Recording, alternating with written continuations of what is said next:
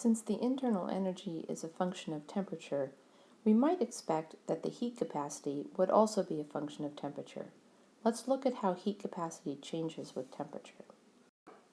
If we graph the heat capacity of water as a function of temperature, we get a graph that looks as shown here.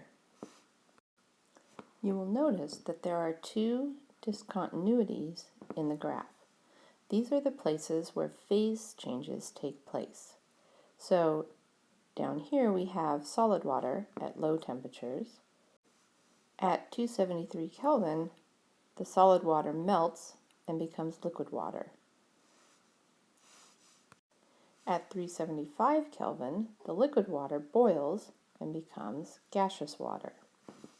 So there are three distinct areas in this graph, one for the solid, one for the liquid, and one for the gas.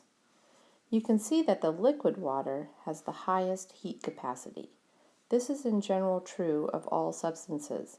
The liquid has the higher heat capacity. The solid and the gas have lower heat capacities. Let's explore why this might be the case. Remember that the heat capacity is the amount of heat transferred into the system relative to the temperature change that is caused by that increase in energy.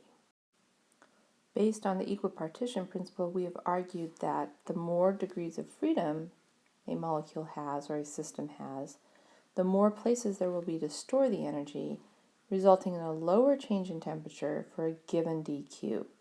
If the temperature change is smaller for a given amount of energy added as heat to the system, that results in a larger heat capacity.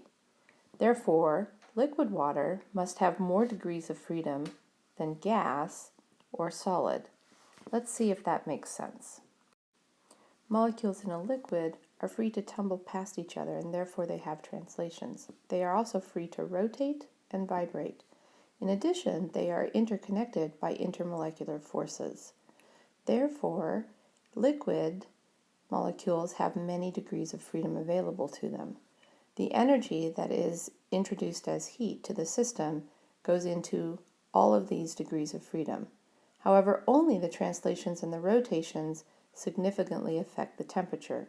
So for a given amount of heat, there's a much smaller temperature change, and therefore the heat capacity is larger.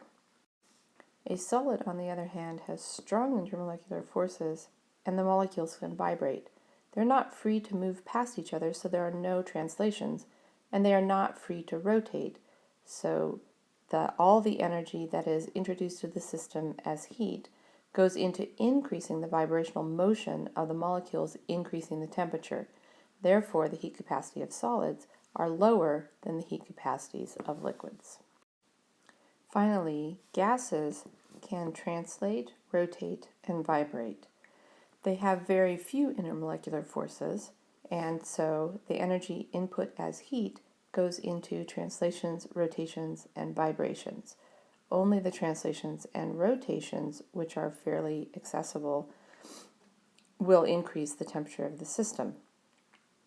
Thus, heat capacity of a gas is lower than that of a liquid, but generally higher than that of a solid.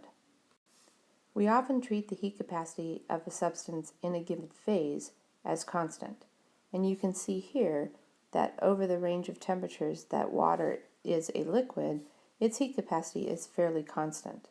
In addition, over a large range of temperatures, the heat capacity of the gas is fairly constant. However, the heat capacity of the solid changes quite a bit with temperature. In fact, we would expect that the heat capacity at 0 should be 0, because there should be no motion at absolute 0, no degrees of freedom for the molecules in the system. So we would expect that we could extrapolate this line down to 0 temperature. And in fact, we typically use an extrapolation for solids such that the heat capacity of the solid at constant volume is proportional to the cube of the temperature. The proportionality constant A depends on the molecules that make up the solid.